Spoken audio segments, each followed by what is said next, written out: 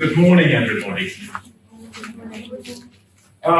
This is a very small audience, so I'd like to approach this more in the way of like a university tutorial.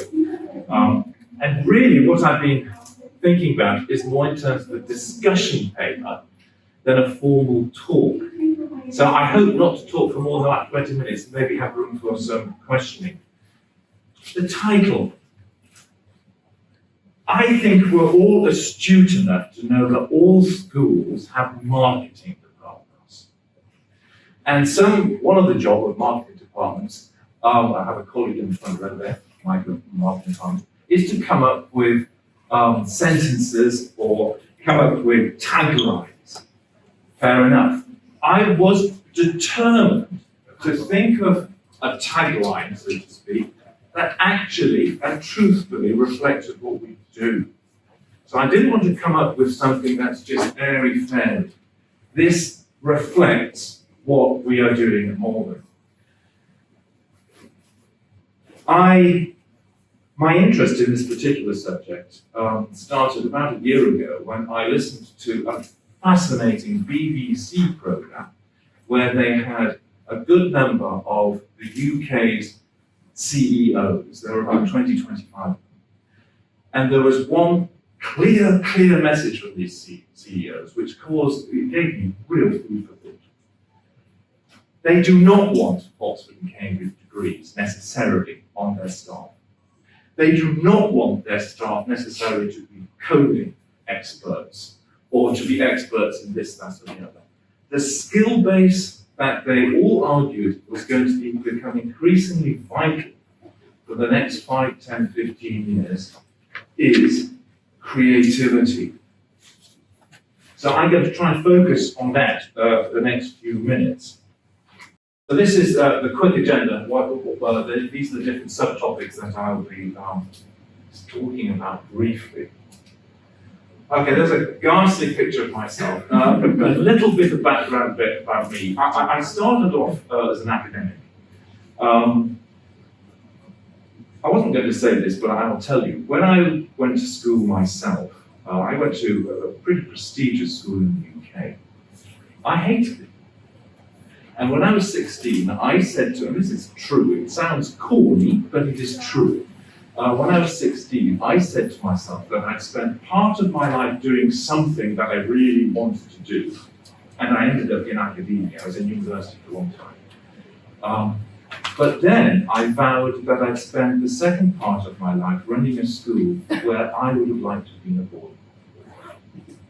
And that's what I'm doing. And I find it very, very fulfilling. The only thing that's really worth pointing out on this is the very last bullet point.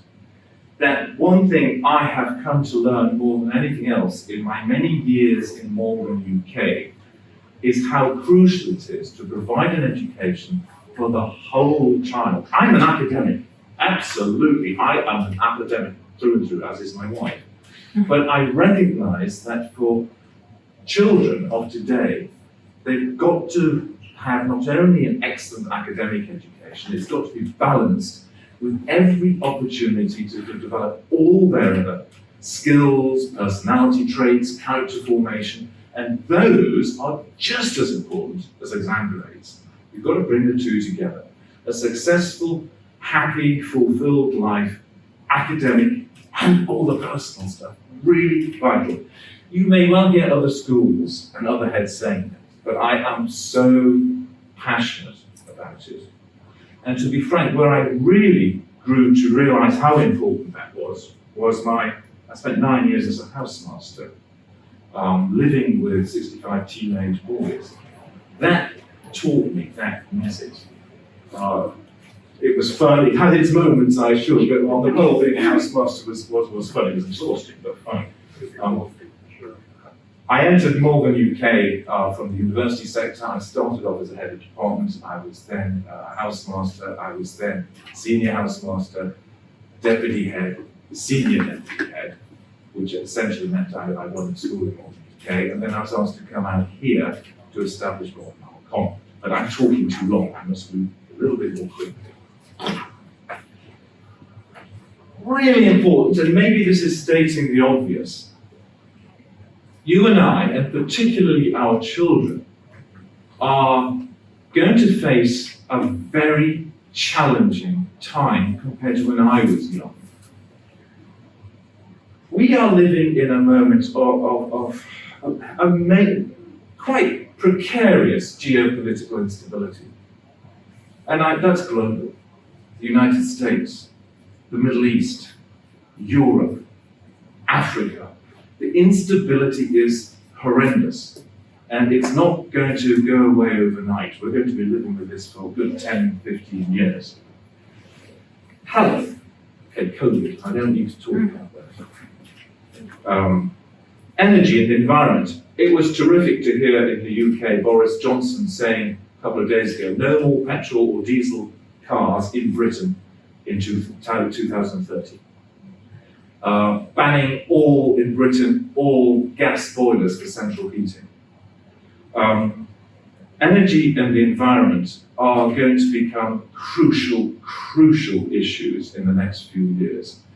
And once, I hope Biden gets in okay, I think it will it will get at the top of the world agenda. And I believe education and schools should lead the way on that. One of the things I find very disappointing in Hong Kong is that Hong Kong doesn't have the solar panels, the photoelectric cells that I think it should have. We need to demonstrate to the world that living in this kind of climate, we should be more tuned into the environment. The children in my school spend a lot of time talking about these things. Security goes with geopolitical instability. Food and water. Okay, there's some positives. I don't know whether you know this, but Britain won the recent International Champagne Festival. We beat every French champagne. Because now, on the south coast of the UK, the climate is such that we are able to grow grapes that now beat champagne. And there were French people that gave Britain the award. It was blind tasting. Okay, that's a little bit not too serious, but it does underline the changes in the food and water supply, that we have increasing crop issues around the world, in Africa in particular, but not only in Africa. Masses of inequality. You can read about the geopolitical situation with the refugee situation from Africa, which is going to exacerbate in the next 3 to 5 years. It really is. I don't want to be too dramatic about it, but we are living in very, very unstable times. The education, the lack of the global disparity in education, the rise in religious fundamentalism, which is again, having worked in a sector which dealt with these things before, when I was an academic, the rise in religious fundamentalism is going to become increasingly problematic around. All the time, internationalism. The world is getting smaller. We know things instantaneously, which even 10 years ago took a while to filter out. Companies are structured in such a way that they are globally based now in a way in which it didn't happen.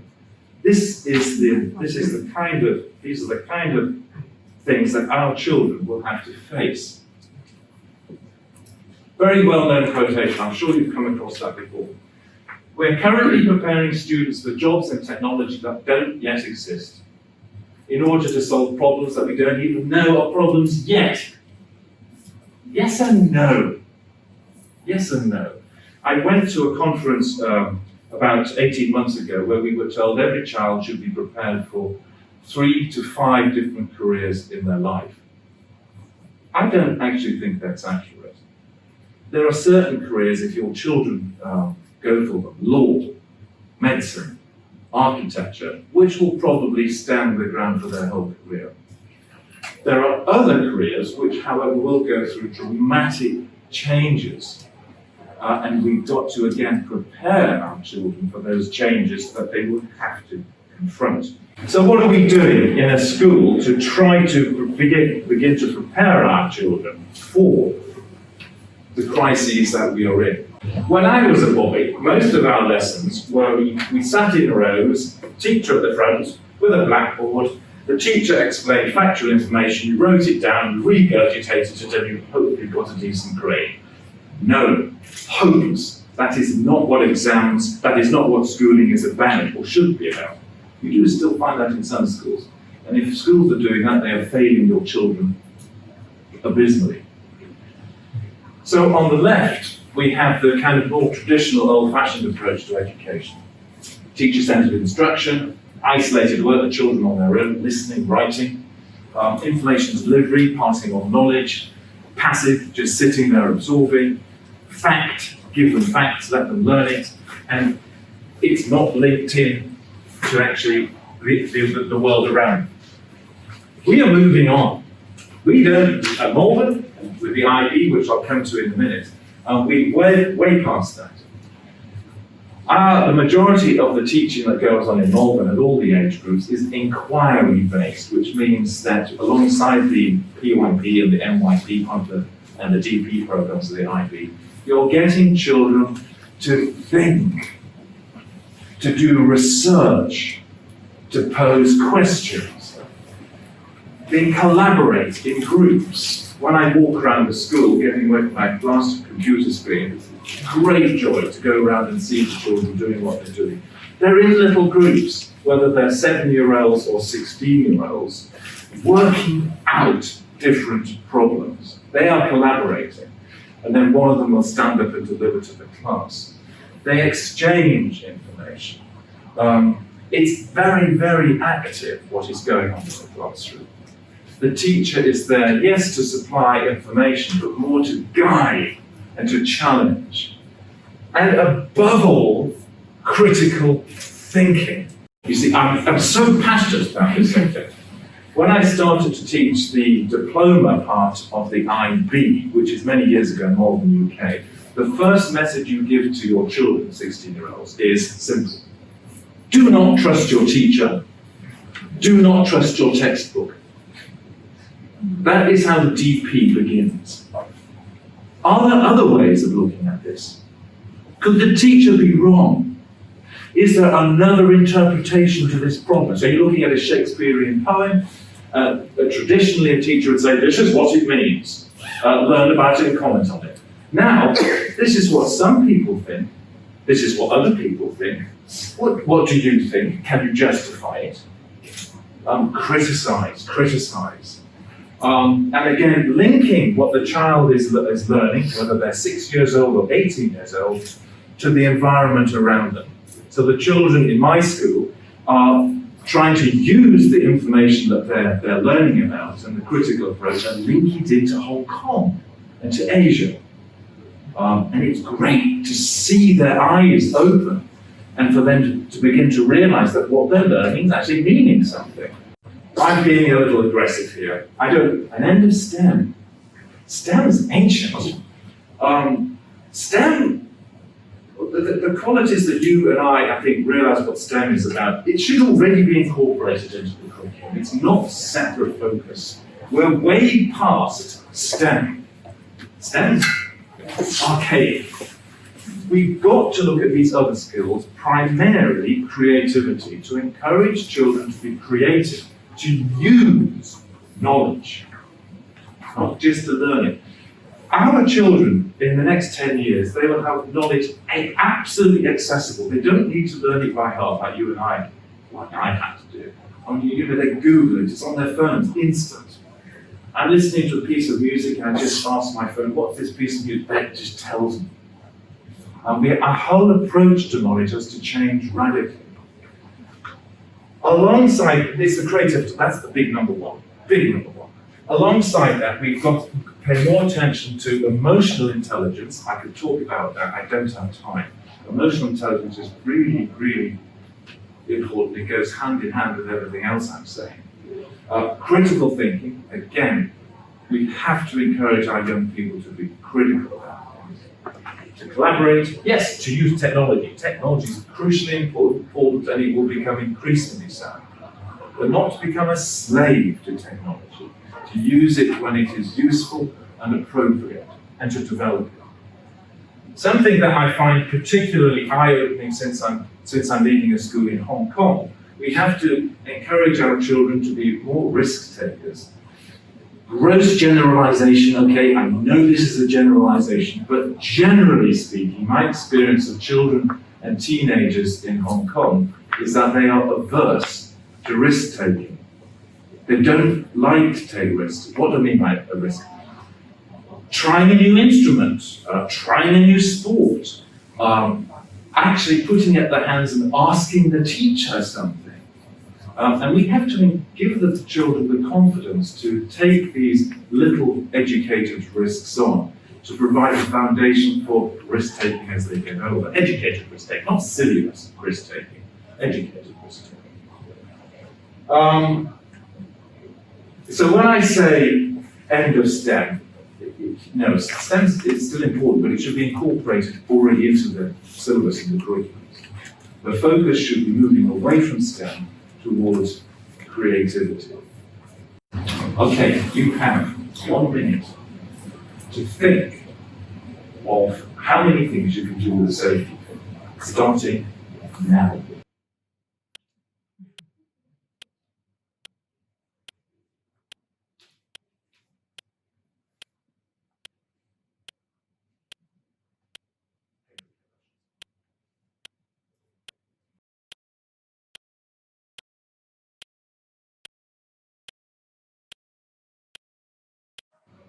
Okay, stop. I got my PA to do this yesterday. Yeah, which is great. She came up with, she did it in 2 minutes. 1, 2, 3, 4, 5, 6, 7, 8, 9, 10, 11, 12, 13, 14, 15, 16. Wrote down the 2 little things, 16 things. Just don't want to spend too long on this. Come, give me an example. What do you do with the paper? Hold paper together. Hold paper together. Go on. Open up an iPhone. Good. Open up an iPhone. Okay. Another one. Reset electronic devices. Okay. Why have I asked you that silly question? It's used as I got this from a Cambridge professor. It's used as an indicator of identifying how creative a child or adult is. The more you can think of, the bigger indicator it is of creativity. For adults, it's difficult to teach adults creativity, but if you start young, primary, upwards, you can build, I'm 10 minutes, okay? You can build the creativity up. That's what we're doing, what we're trying to do. It's that kind of creativity. What did Jan come up with? Make jewelry, hair accessories, keyring, holding a picture on the wall, open a lock, right? Creativity, thinking out of the box. Important.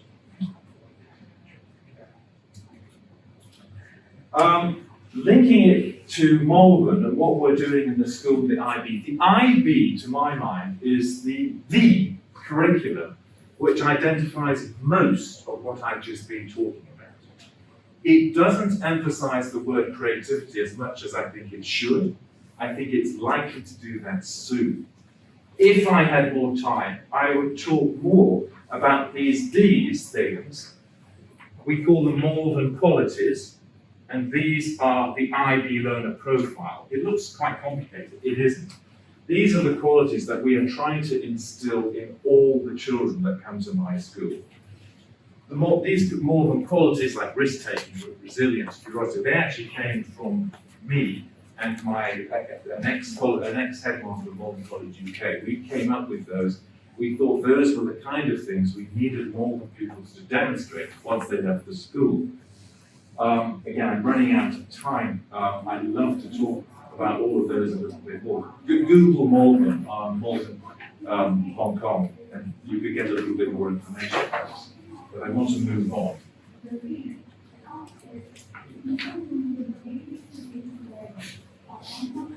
So, the Malvern approach to the IB. In the primary years with little children,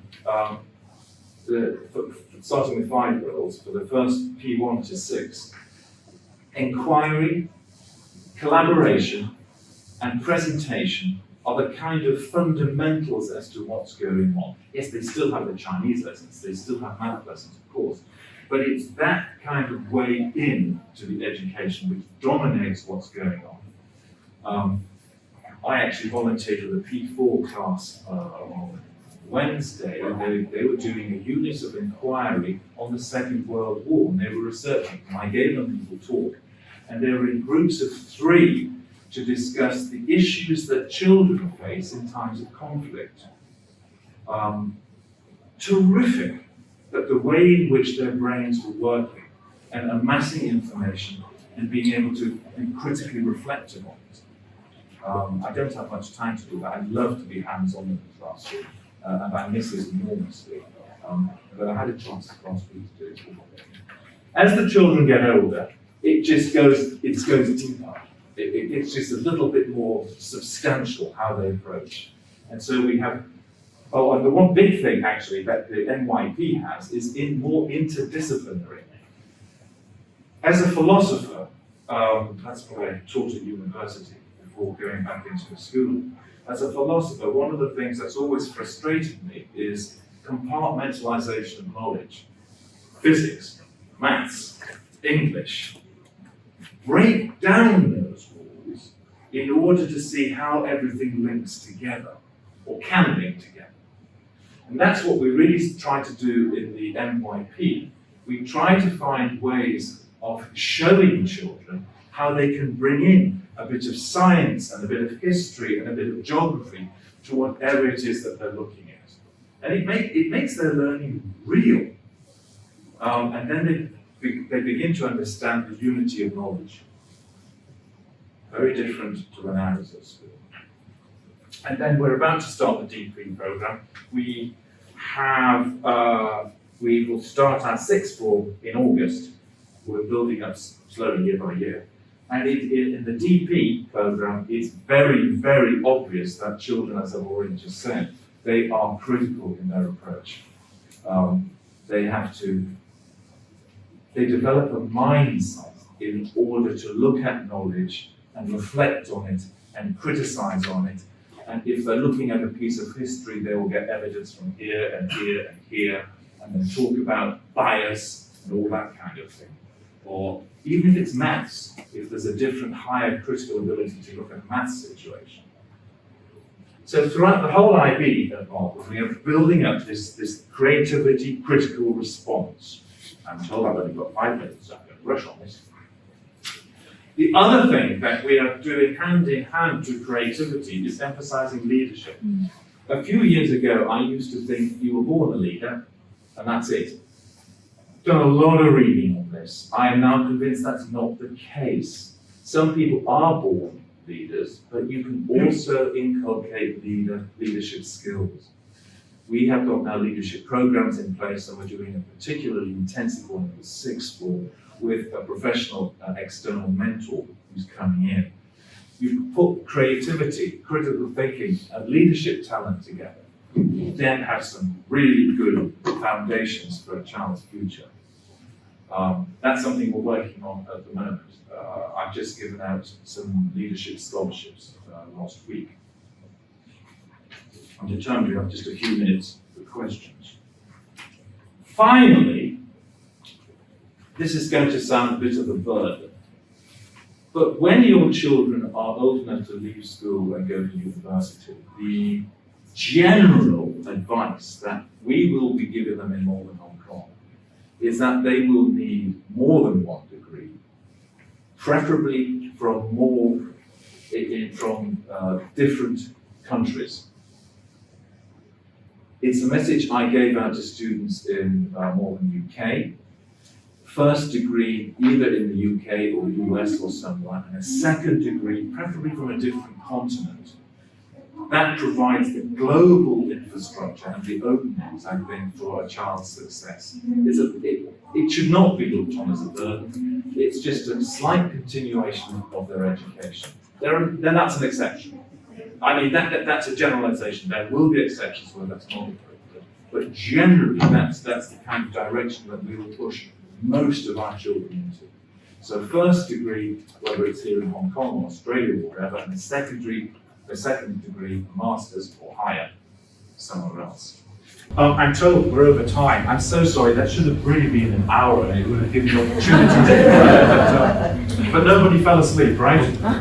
Okay. Lovely to meet you all. Thank you very much.